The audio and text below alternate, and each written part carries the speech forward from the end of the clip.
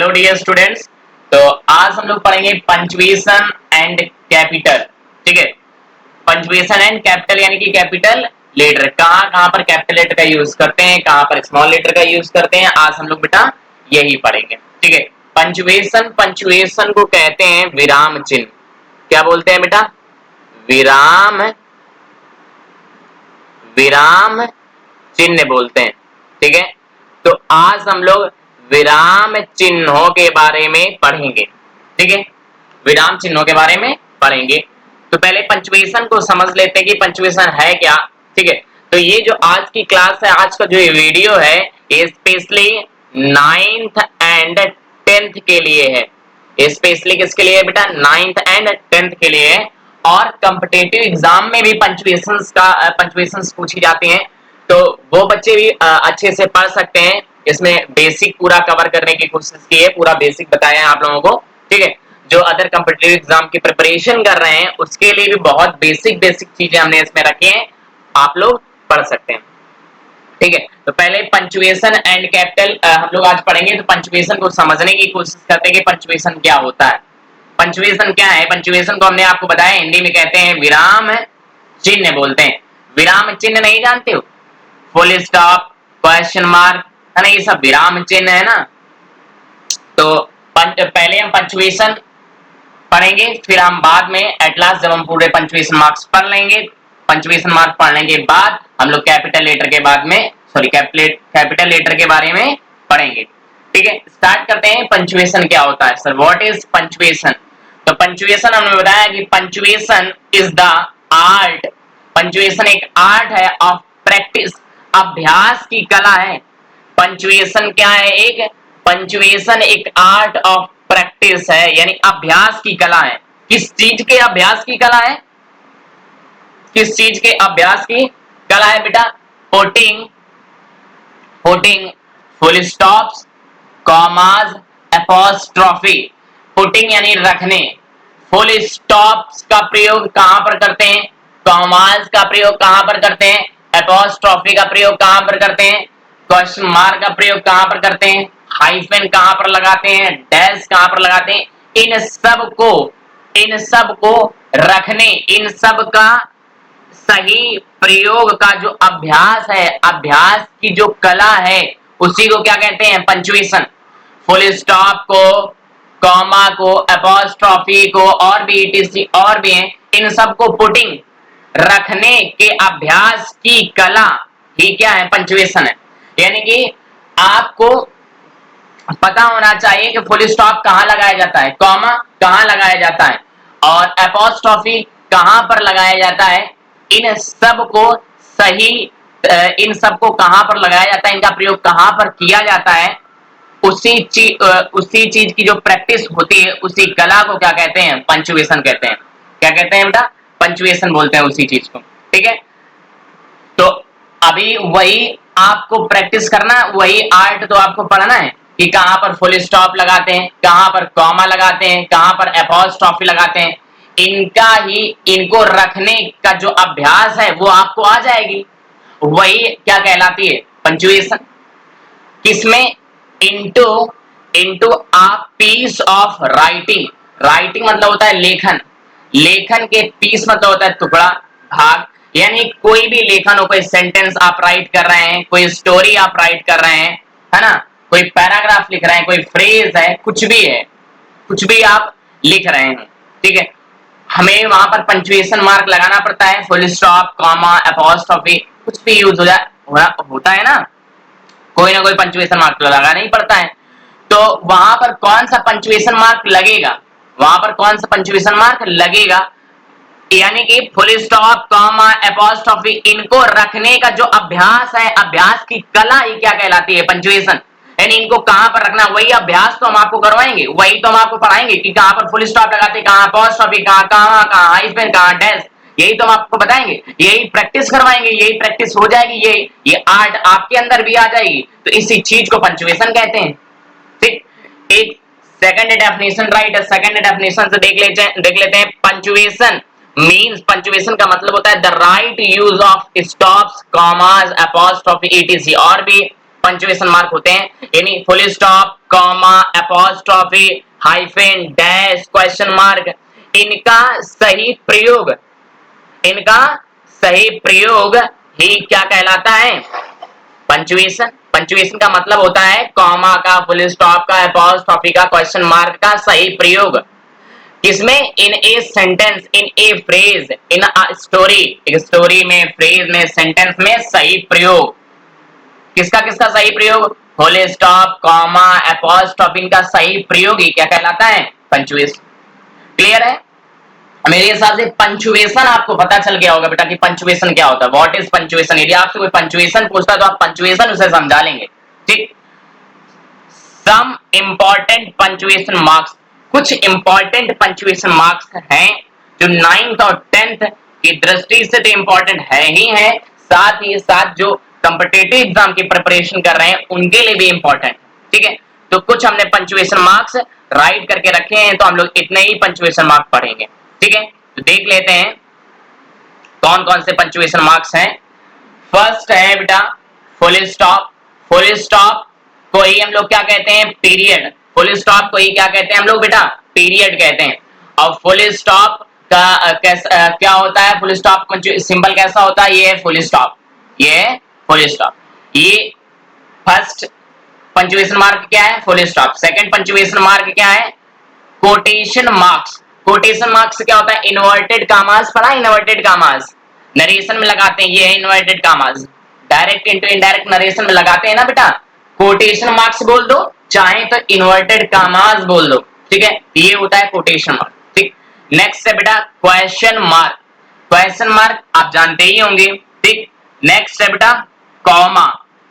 Next क्या है? Comma. सारे सिंबल याद करते चलिए, कॉमा कैसे बनता है, क्वेश्चन मार्क कैसे है, कोटेशन मार्क कैसा है, फुल स्टॉप क्या होता है। ठीक, उसके बाद एपोस्ट्रोफी। एपोस्ट्रोफी बनता है कॉमा जैसे ही लेकिन ऊपर होता है। ठीक, नेक्स्ट है एक्सक्लेमेशन। एक्सक्लेमेशन का सिंबल क्या है? ये है एक्सक्लेमेशन मार्क। ठीक, उसके बाद हाइफन, ये है हाइफन। हाइफन छोटा होता है और डैश क्या होता है? थोड़ा सा बड़ा होता है। ठीक, उसके बाद कोलन। कोलन ये डबल बिंदी होती है ऐसी। ठीक, सेमी कोलन एक ऊपर बिंदी होती है, नीचे कॉमा होता है। ठीक है, ये है सेमी कोलन। क्लियर है? तो कितने हम लोग पंक्चुएशन मार्क्स पढ़ेंगे? 10। Number 1 full stop, quotation mark, question mark, comma, apostrophe, exclamation mark, hyphen, dash, colon, semi colon. ठीक है, यहां तक क्लियर हो गया होगा। तो इतने पंक्चुएशन मार्क हम लोग आज की क्लास में पढ़ेंगे। तो सबसे पहले हम लोग बात करेंगे बेटा किसके बारे में? फुल स्टॉप पढ़ेंगे आज हम लोग। ठीक है, सबसे पहला क्या है? फुल स्टॉप है, तो फुल स्टॉप ही हम लोग पढ़ेंगे। ठीक है, तो देखते हैं फुल स्टॉप के कौन कौन से रूल हैं। ठीक है, तो फुल स्टॉप, फुल स्टॉप और पीरियड, चाहे आप इसे फुल स्टॉप कह दें, चाहे इसे आप पीरियड कह दें, आपको पंक्चुएशन मार्क पता है कि फुल स्टॉप कैसा होता है। ठीक है, rule number 1, rule number 1 full stop में रूल नंबर 1 है at the end of assertive and imperative sentences. Assertive and imperative sentences के एंड यानी कि अंत में, at the end of assertive and imperative sentences, यानी असर्टिव सेंटेंस और imperative sentence के अंत में हम फुल स्टॉप का प्रयोग करते हैं। तो पहले तो हम असर्टिव सेंटेंस देख लेते हैं। पहले क्या देखेंगे बेटा हम लोग? Assertive sentence. ठीक है, आपको पता होना चाहिए असर्टिव सेंटेंस कितने प्रकार के होते हैं बेटा? असर्टिव सेंटेंस 2 प्रकार के होते हैं। असर्टिव सेंटेंस कितने प्रकार के होते हैं? 2 प्रकार के होते हैं, अफर्मेटिव और बेटा नेगेटिव। अफर्मेटिव और नेगेटिव। ठीक है, असर्टिव सेंटेंस कितने प्रकार के होते हैं? अफर्मेटिव और नेगेटिव। आपको अफर्मेटिव का भी स्ट्रक्चर पता है, नेगेटिव का भी स्ट्रक्चर पता है, आप 10th to बेसिक की चीजें पढ़ ही चुके होंगे।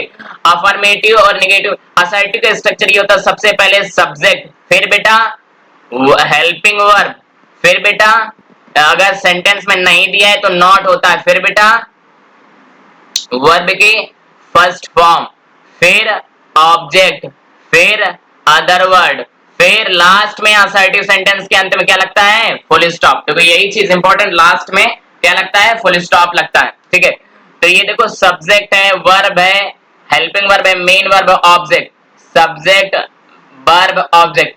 तो ये सब क्या असर्टिव सेंटेंस हो। देखो असर्टिव सेंटेंस के अंत में क्या किसका यूज किया है, full stop, full stop. Assertive sentence के अंत में फुल स्टॉप लगाते हैं।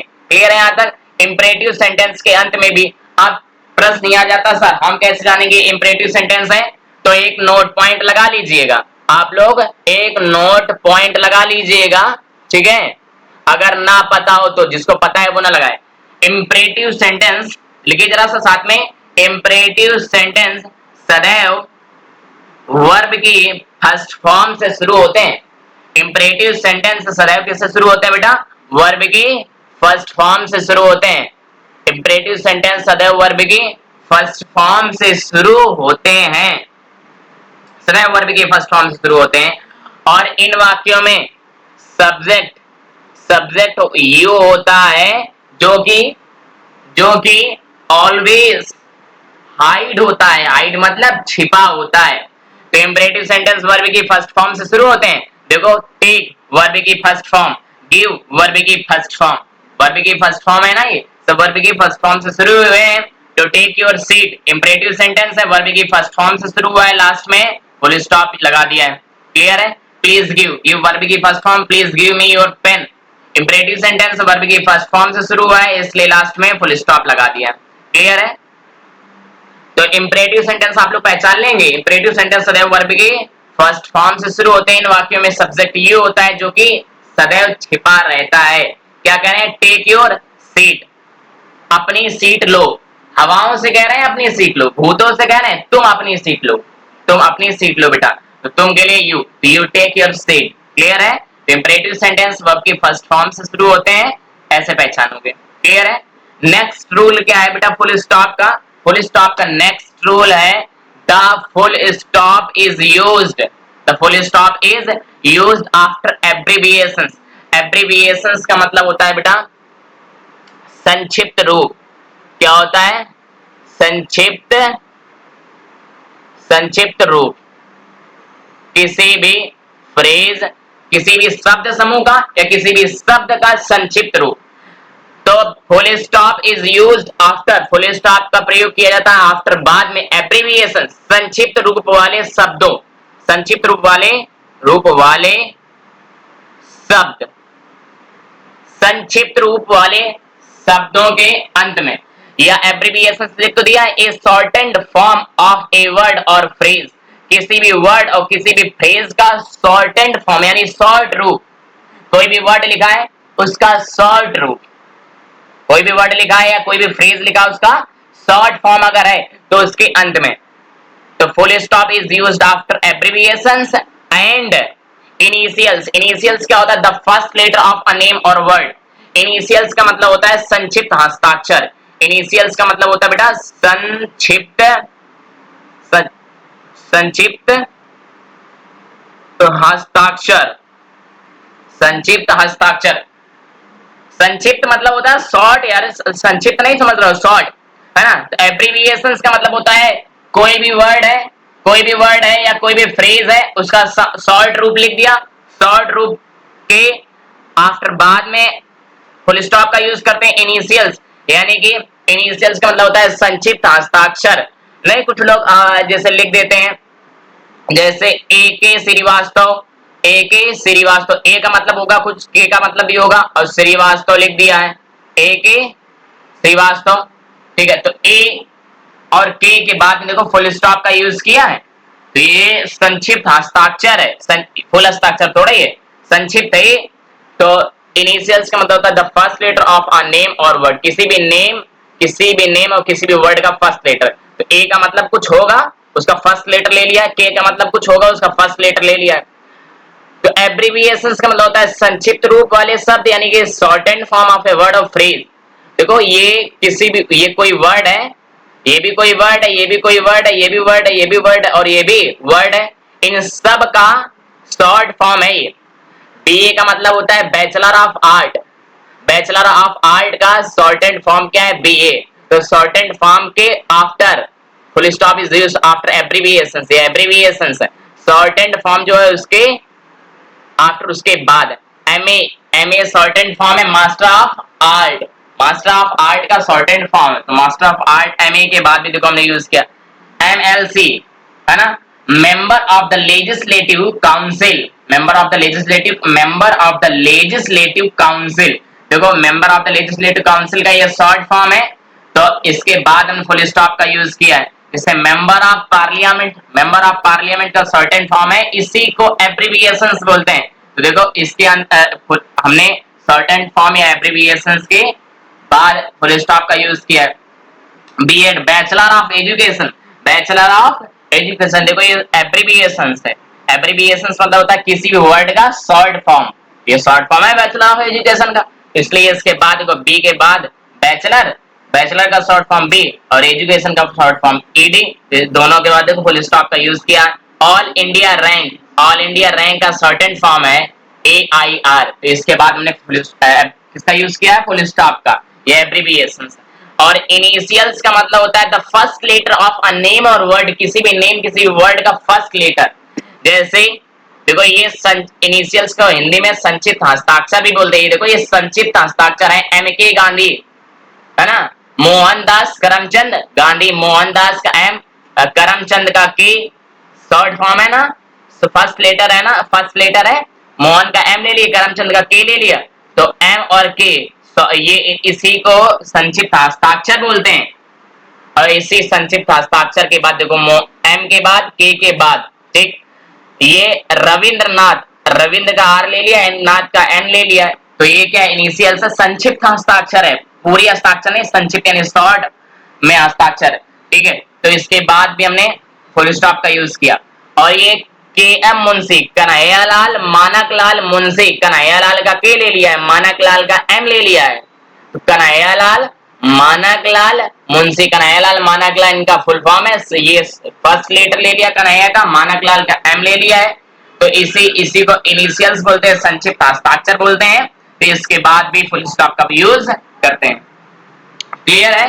तो आई होप फुल स्टॉप के सारे रूल्स, दो ही रूल्स है बेटा, इतने ही रूल्स है, फुल स्टॉप के रूल्स आपको क्लियर हो गए होंगे, फुल स्टॉप में कोई कंफ्यूजन नहीं होनी चाहिए, क्लियर है।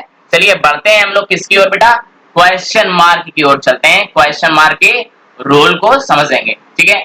तो क्वेश्चन मार्क को देखेंगे हम लोग, क्वेश्चन मार्क में थोड़े से रूल हैं, उन्हें भी देखेंगे। एक ये रूल है क्वेश्चन मार्क में, क्वेश्चन मार्क आप जानते हैं इसका पंक्चुएशन मार्क क्या है, ऐसे बनता है क्वेश्चन मार्क, ठीक है। Rule number 1, at the end of interrogative sentences, at the end of interrogative sentences, यानी इंट्रोगेटिव सेंटेंस जितने भी प्रश्नवाचक वाक्य हैं, प्रश्नवाचक वाक्य के अंत में हम किसका प्रयोग करेंगे बेटा, प्रश्नवाचक वाक्यों के अंत में हम क्वेश्चन मार्क का प्रयोग करेंगे।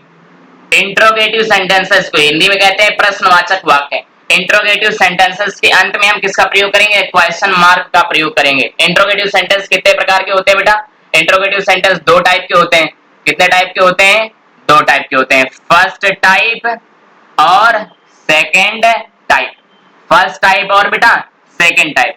फर्स्ट टाइप को हम यस यस या नो टाइप बोलते हैं, यस या नो टाइप बोलते हैं।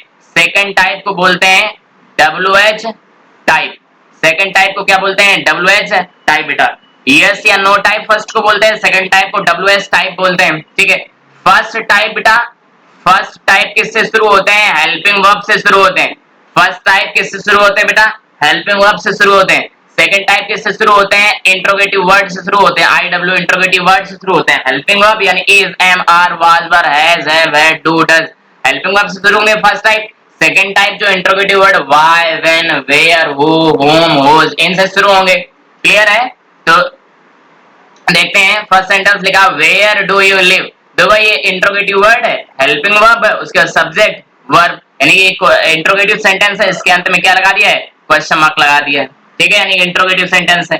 तो फर्स्ट टाइप है सेकंड टाइप बताया इंट्रोगेटिव वर्ड से शुरू होते हैं, यानी कि ये सेकंड टाइप है, ठीक। नेक्स्ट लिखा है will you come back today, ये हेल्पिंग वर्ब से शुरू हुआ, देखो हेल्पिंग वर्ब से ना, तो ये फर्स्ट टाइप है, ये भी इंट्रोगेटिव सेंटेंस, इसलिए इसके अंत में क्वेश्चन मार्क का यूज किया है।